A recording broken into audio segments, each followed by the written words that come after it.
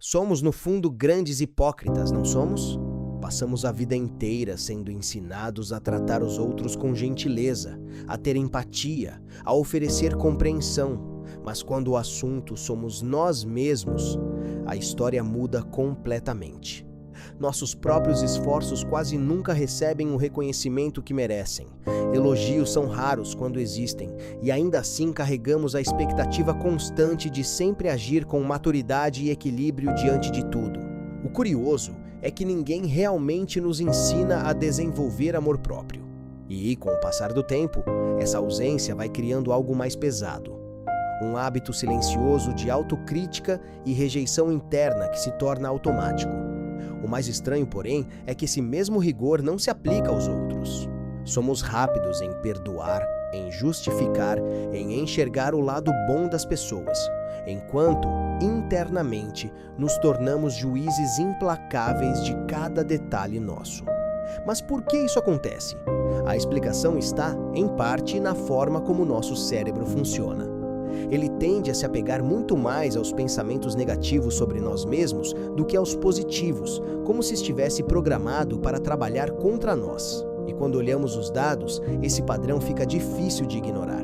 Cerca de 86% dos jovens entre 18 e 34 anos relatam insatisfação com o próprio corpo. As mulheres lideram esse índice, mas os homens não ficam muito atrás. Em um estudo informal, além de confirmar esses números, surgiu algo ainda mais profundo. A insatisfação não se limita à aparência. Mais da metade das pessoas acredita que não conquistou o suficiente na vida e se sente incomodada com a própria personalidade. E indo além, cerca de um quarto afirma não se considerar inteligente o bastante. Mas a situação fica realmente intrigante quando tiramos o eu do centro da análise, porque é aí que nossas percepções entram em conflito. Em um estudo realizado em 2013, participantes foram convidados a avaliar a atratividade de diferentes gravações de voz. O que eles não sabiam era que suas próprias vozes estavam misturadas entre as amostras. Surpreendentemente, a maioria avaliou a própria voz como mais agradável do que as outras. E isso sugere algo curioso. A rejeição só aparece quando sabemos que aquilo nos pertence.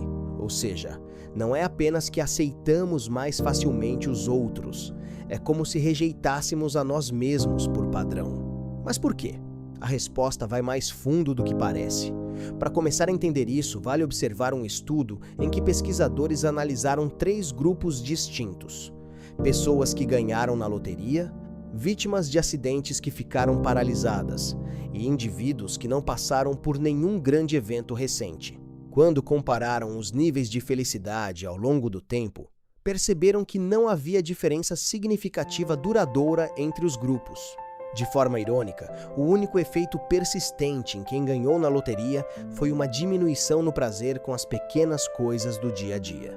Os pesquisadores explicaram que a felicidade tende a se estabilizar com o tempo, independentemente dos acontecimentos, porque tanto os impactos positivos quanto os negativos perdem força gradualmente. Esse fenômeno é conhecido como esteira hedônica. No entanto, quando olhamos mais de perto para as vítimas de acidentes, surge um padrão diferente. Embora muitas consigam se adaptar a uma nova realidade com o passar do tempo, o impacto emocional negativo é muito mais profundo e a recuperação é mais lenta.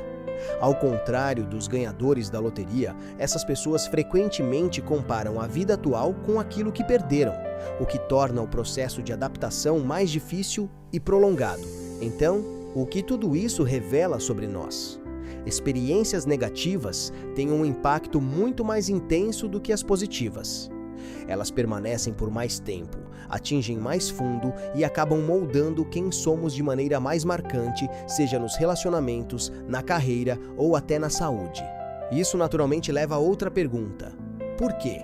A resposta está ligada à nossa própria evolução. Como espécie, sempre foi mais importante perceber ameaças do que oportunidades. Imagine nossos ancestrais diante de 2 escolhas, uma promissora e outra potencialmente perigosa. Ignorar algo bom poderia gerar arrependimento, mas ignorar um risco poderia custar a vida. A sobrevivência exigia atenção total ao negativo, e esse viés continua presente até hoje, mesmo nas situações mais simples. Basta pensar, o que pesa mais para você, perder R$ 1 ou ganhar um? Para a maioria das pessoas, a perda tem um impacto emocional muito maior. E entre os medos mais primitivos que carregamos está o da rejeição. O ser humano evoluiu para viver em grupo, o que significa que ser aceito sempre foi essencial para sobreviver. Ser excluído não era apenas desconfortável, podia ser fatal. É por isso que o sentimento de pertencimento tem tanto peso, e junto com ele vem a pressão de se encaixar, agir de determinada forma, ter certa aparência, corresponder a expectativas externas. Agora, quando juntamos essa necessidade de aceitação com a tendência natural do cérebro de focar no negativo, o resultado é previsível. Nos tornamos nossos próprios críticos mais severos. E isso se agrava ainda mais porque os padrões que tentamos alcançar nunca são fixos. A cultura muda, as exigências evoluem e, independentemente do ponto em que estamos, sempre parece existir algo a ser corrigido. Mas a evolução explica apenas parte da história. Assim como somos moldados por ela, a cultura também é. Em sociedades altamente individualistas, como nos Estados Unidos, somos ensinados desde cedo que sucesso e sobrevivência dependem exclusivamente do esforço pessoal. Nesse contexto, afeto, apoio e reconhecimento passam a parecer condicionais, como se só fossem merecidos após atingir determinados padrões. Na psicologia, isso é conhecido como consideração positiva condicional. Quando crescemos acreditando que precisamos conquistar o amor, em vez de simplesmente recebê-lo, nos tornamos especialistas em nos culpar sempre que falhamos. Aos poucos, deixamos de enxergar erros como algo natural e começamos a interpretá-los como evidência de que existe algo errado conosco, em um nível mais profundo. Com o tempo, essa ideia se fixa e passa a influenciar silenciosamente a forma como nos enxergamos. É nesse ponto que algo ainda mais inquietante acontece. Cria-se uma divisão interna. A chamada teoria da discrepância do eu explica que não existe apenas uma versão de quem você é, mas 3. Quem você realmente é, quem gostaria de ser e quem acredita que os outros enxergam. Quando essas versões não se alinham, o desconforto aparece seja na forma de vergonha, ansiedade ou autocrítica intensa. E quanto maior essa distância entre elas, mais forte se torna a sensação de que há algo de errado com você. Agora que fica mais claro como esse padrão de autocrítica excessiva se tornou tão comum mesmo não sendo saudável, percebemos também como a evolução tenta nos proteger de forma exagerada e como a sociedade reforça esse ciclo continuamente.